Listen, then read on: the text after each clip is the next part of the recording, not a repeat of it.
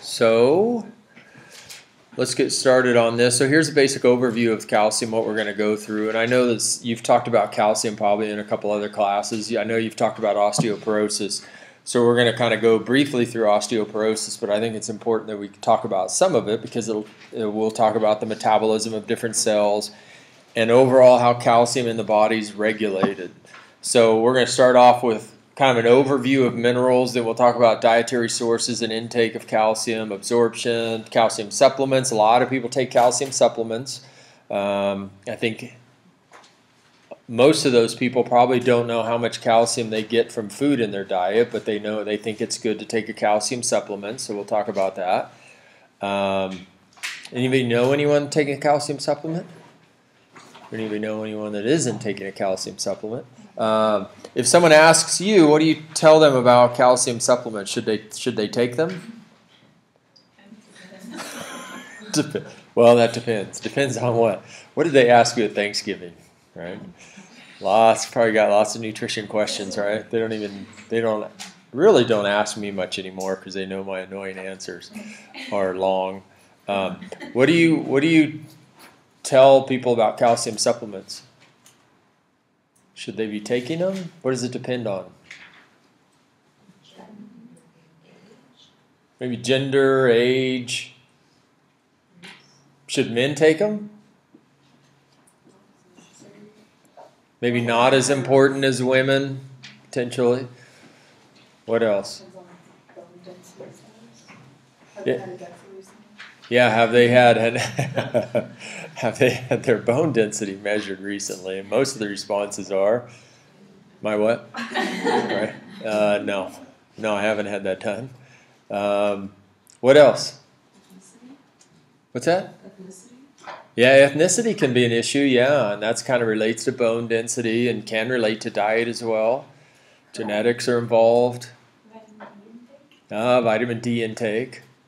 So ideally, I mean, it's kind of the same thing we say over and over, right? We want to assess their nutritional intake and kind of their nutritional status. More specifically, calcium and other vitamins and minerals that are related to calcium metabolism. So I think, again, we would kind of want to establish a method for determining whether or not a person needs calcium supplements. Do most people in the U.S. get enough calcium from food? I'd say probably not. It's one of the nutrients that in general in the U.S. people don't consume adequate amounts. So for a lot of people there is rationale for supplements. Now how do we assess a person's calcium status? What's that? You can do a lot of different ways. Okay. You can measure, well, you can do bone density, you can measure serum levels, but you want to look at probably the more active forms. The more active forms of calcium. More active forms of calcium. Well, it plays a part in, everything also plays a part in vitamin K. Sure, you could if you had that information, you could kind of tie it into vitamin K status as well. You could look at potentially some relationships between those two. Can we do serum calcium? Yeah. No. So, unfortunately, calcium's hard to assess. It's not easy to assess a person's calcium status.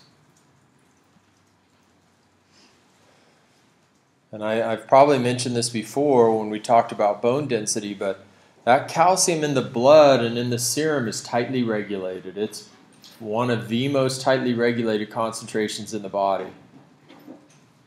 And that's because calcium has so many important functions in the body.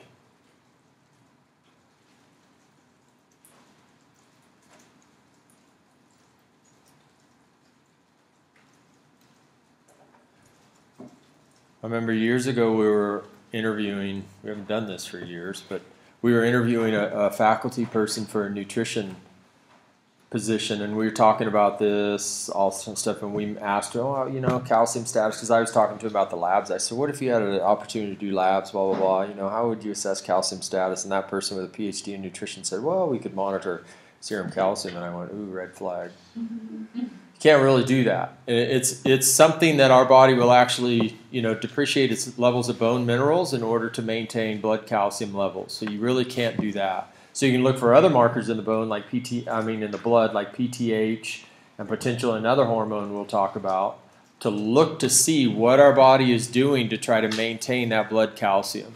But one of the ways that we assess calcium status is bone density. And we can use that a variety of methods to do that. One is DEXA. You can also use ultrasound. That tends to be a common one. Sometimes have you ever seen that where you go into a clinic and they'll do bone density in the heel? It's kind of an interesting method. It can be helpful. So repeated measures of bone density is a good way to monitor calcium status.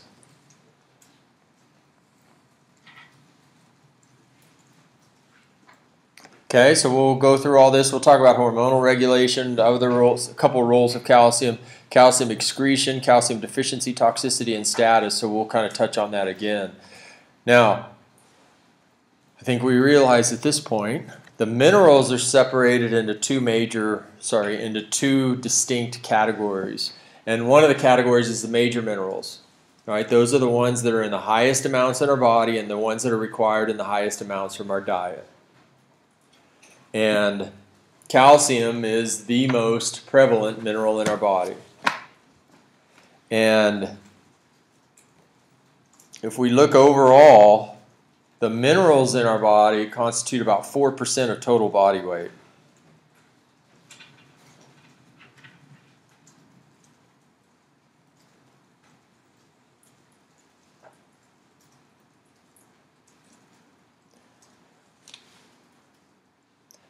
But if you look at calcium, it represents about 1.5 to 2% of total body weight.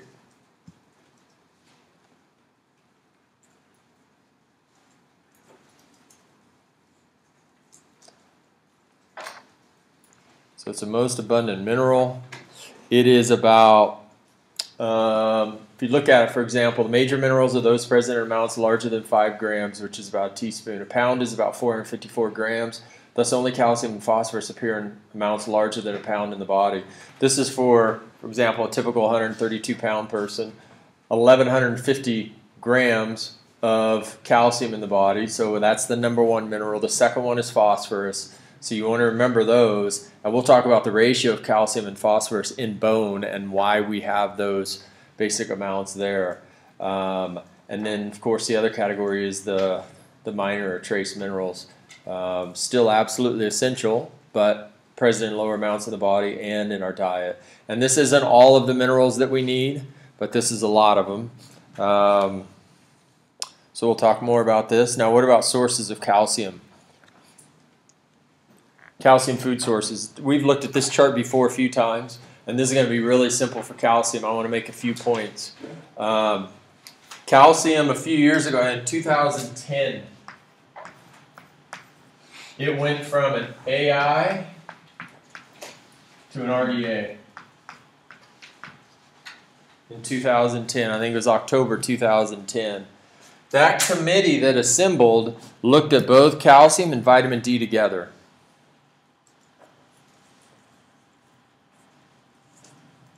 They looked at the information available on calcium, and they decided they had enough evidence to change it from an adequate intake to an RDA. And I have the most recent RDAs up here. So for adult women and men between the ages of 19 and 50, it is 1,000 milligrams. Now for men, that 1,000 milligrams is up to 70 years of age, 19 to 70. For women at age 51, it's recommended they go up to 1,200 milligrams.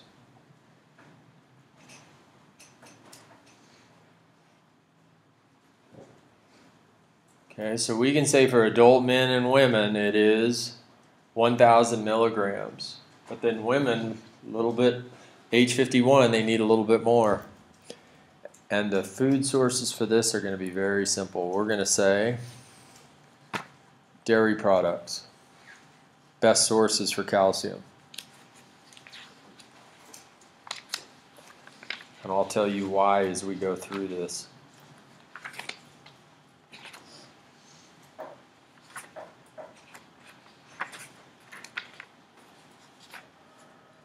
Okay. So if you look, boy, there's some in some fruits and vegetables, but not really great sources. You can see it's relatively low, and then here's our dairy category here. So this includes milk, yogurt, cheeses have calcium. Some legumes have relatively better calcium sources, and then sardines if you eat the bones, which, all right, have at it. And then bok choy, which is kind of exception there, and then almonds have some calcium. But overall, we're just going to say dairy products.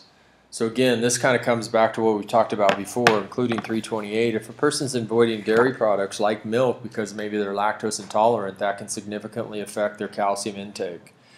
So even though it's more expensive, there are ways to try to get calcium sources from dairy, even if a person's lactose intolerant. So it's important that they kind of are aware of that.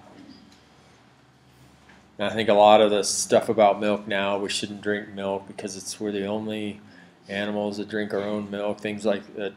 Animals, we're the only ones that drink milk sources from other animals.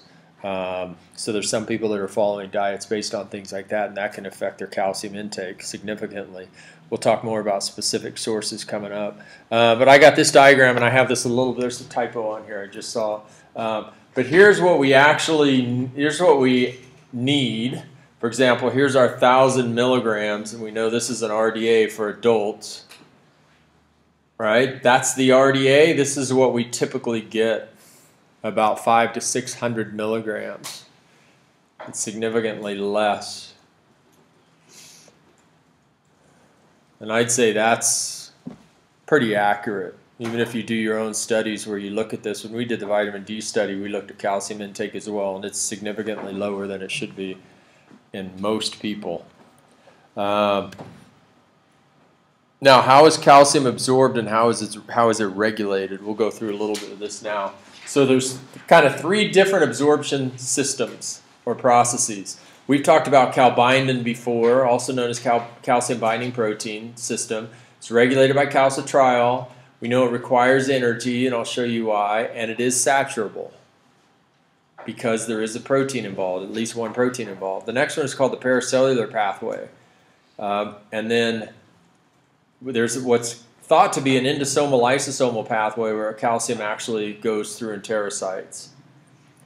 All right? The main location for calcium absorption, like other nutrients, small intestine.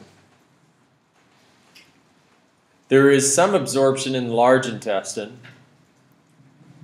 For example, bacterial fermentation of fibers bound to calcium allows some calcium to now be freed from fibers and absorbed in the large intestine. Large intestine's pretty good at absorbing electrolytes like calcium.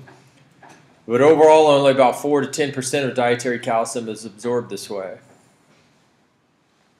So it's mostly small intestine. So let's look at some details of this. So here's kind of a visual of those 3 systems. And we have, for example, if we go left to right, here's the calbindin system. This is calbindin, vitamin D mediated component. So here's calcium, and this is kind of an older diagram, but I like this. There's actually a channel protein here. Calcium goes through, because it's charged, right? It needs a transporter to go through.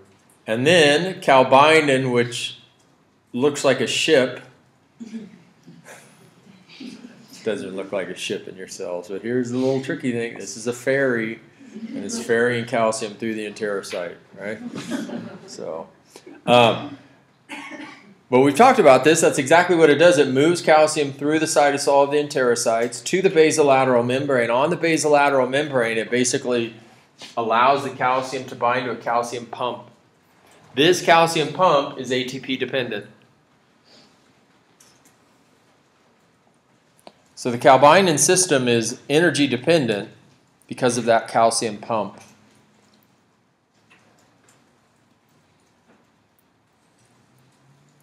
Now, why do you need this part to be energy dependent? It helps regulate it, yeah. What else?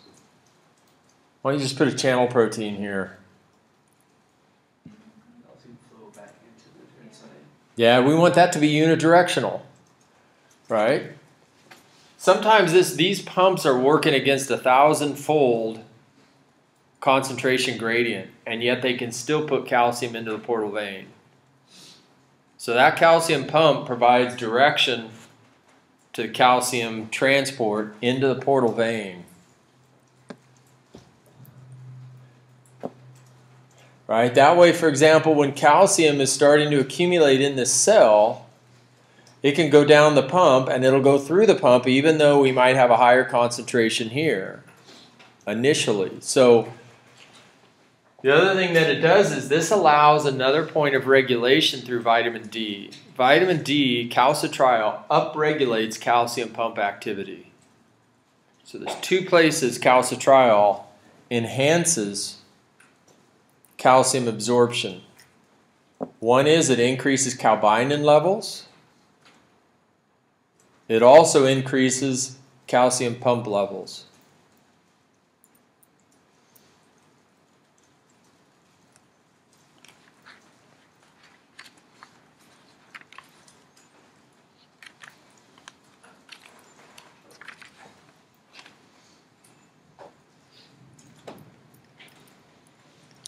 Okay. Now, with that said, these are two proteins. Even though they can be regulated, they can still be saturated. When this system is saturated, it tends to increase the paracellular pathway, which basically means calcium can go between cells. So the paracellular pathway is diffusion dependent. It's non-saturable. Mechanisms are not well understood, but they know that calcium can do that. So one of the questions is, what's a level of calcium that actually saturates this? And for example, calcium above 120 milligrams tends to saturate the calbindin system and significantly increase paracellular transport. So calcium levels above 120 milligrams. Calbindin system tends to be saturated. So paracellular transport becomes more significant.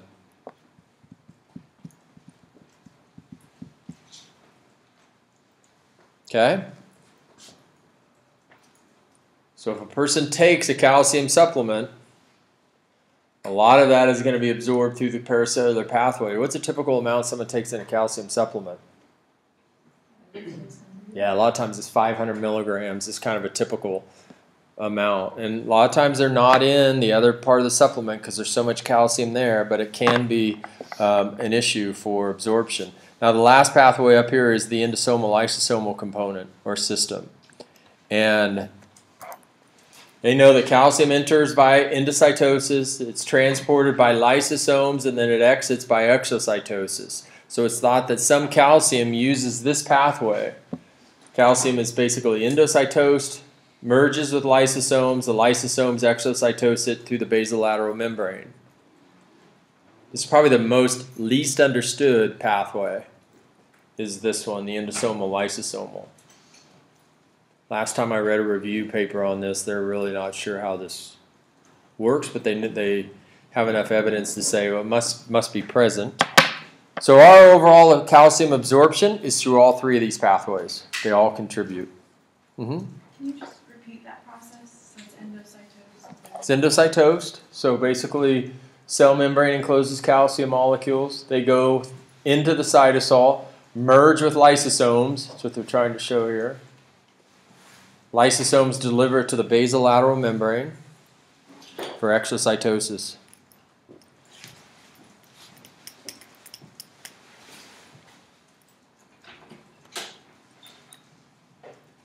So overall, we're going to say calcium absorption efficiency is about 30%. That's what was used as part of the recommendation.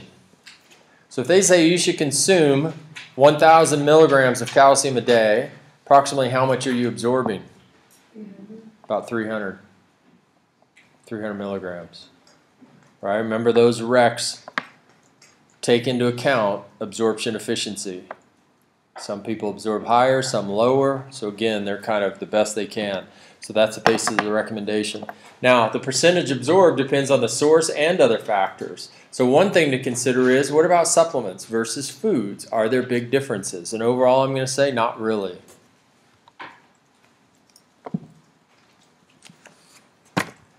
So if a person says, should I take calcium supplements? And you go through everything and they say, yeah, but are they absorbed very well from supplements? I'd say, in general, yes.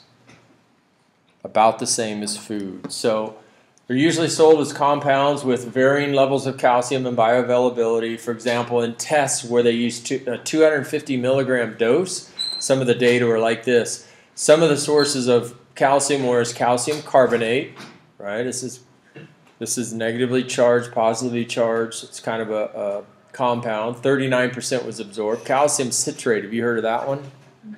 That's one of the most common ones now, which basically is citric acid and calcium combined. Those are absorbed about 30%, same as food.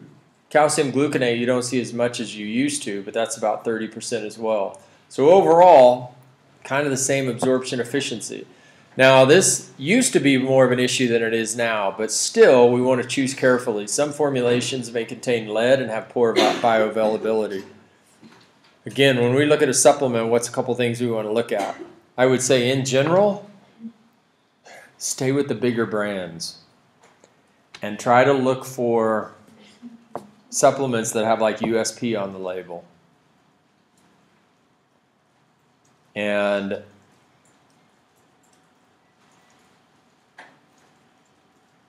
these are not as common as they used to be, but they used to say things like, you know, calcium from certain parts of the ocean or certain parts of the world is a lot more effective. You know, people in certain parts of the world are living to be 100 years old. You know what their calcium source is? Oyster shell. Oh, really? They said that for a long time, and oyster shell can have other heavy metals in there, including lead. That's a problem. So it's better to get kind of purified calcium bound to something like citrate. That way you're sure there's not other impurities in there that can be problematic. So what about food factors influencing absorption? We're going to look at a few of these because they can have an impact. And if we look at this table here, we have kind of 4 different parts to it. We have over here, these are nutrients or substances that enhance calcium absorption. Right? We know vitamin D does. Things like sugar, different types of sugars can actually help calcium absorption. An example is lactose. Can help keep calcium. I think it keeps it more soluble in the gut and can help absorption. Now remember, overall, when they give these recommendations, we're assuming a mixed diet, kind of a typical diet. So if a person consumes a lot of specific components here, it can affect that. Protein can help. I think that a lot of times we hear, have you ever heard that? If you eat too much protein, it can actually cause calcium losses. Some people say that. We want to be careful with that because too much protein is not helpful, can be harmful, but the level of protein intake can be pretty high before that happens. So I wouldn't compromise a person's protein intake for fear of compromising their calcium status. Protein, high-quality protein sources are really important for bone metabolism, so be careful with that one. Nutrients that enhance urinary calcium excretion, here we have sodium, protein, and caffeine. So you can see protein's kind of in both categories. As long as protein is at a good moderate level, we should be fine. Caffeine can increase calcium excretion some. For example, let's see, I have it here, about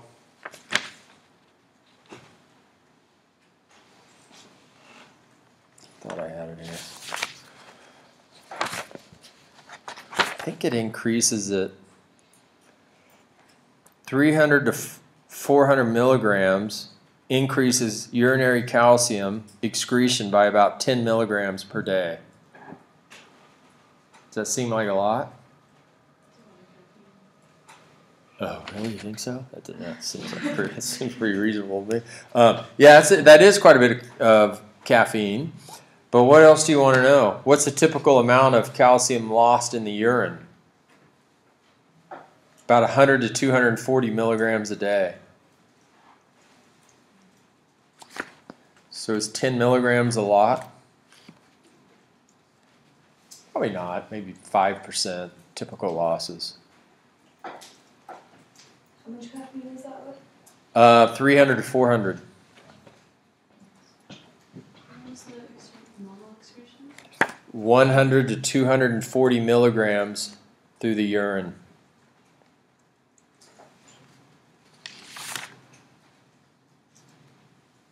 So I also have, it's estimated that 1 cup of caffeinated coffee promotes a loss of about 6 milligrams of calcium in the urine.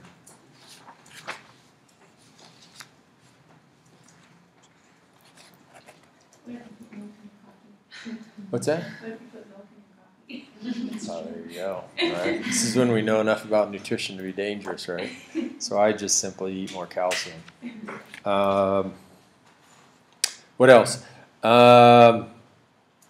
Inhibit calcium absorption. Fiber can, phytates can, oxalates can. Remember, these are negatively charged compounds that also affect iron absorption. Excessive divalent cations like zinc and magnesium can be an issue, but I'd say not that much. So this is another important one here. Nutrients whose absorption may be inhibited by excessive calcium. Here's iron. So if a person is taking both iron and calcium supplements, they probably want to take them separately.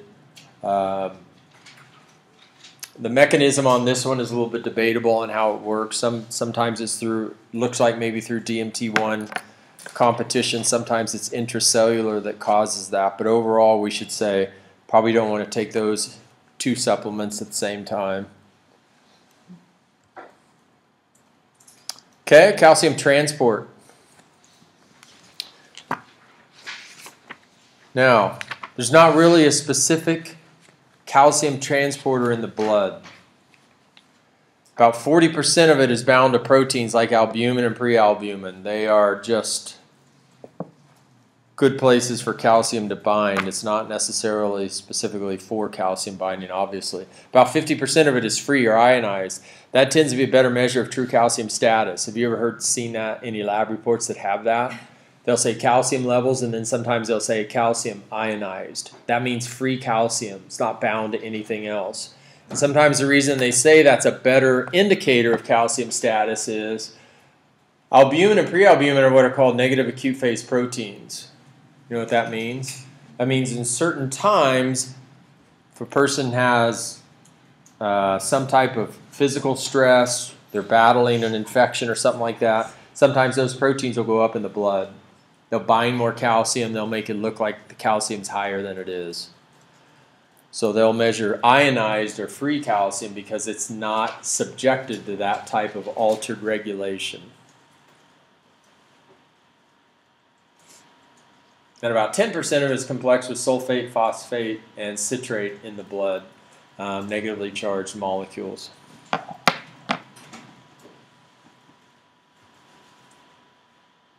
Okay, let's quickly talk about the functions of calcium, and then we'll stop there. This is back to the point of calcium has lots of important functions in the body, and one of the functions is it's important for the bone matrix.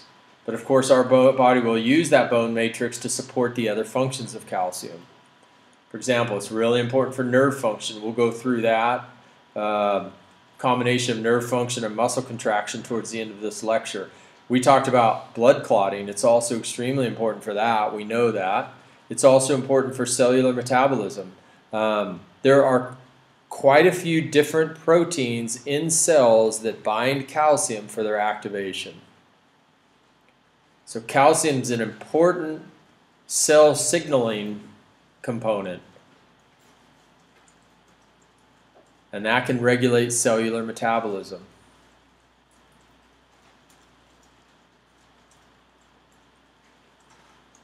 And in general, in cells, calcium tends to be bound to proteins.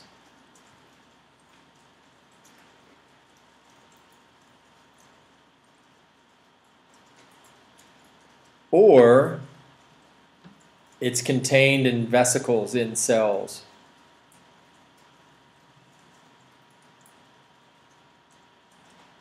And sometimes it's a combination where a cell will release calcium from the vesicle so it can bind proteins to activate them.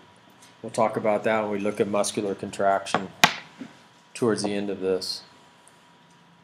Okay? So we'll look at, I think, bone metabolism next time, but we should probably stop here. Any questions on this?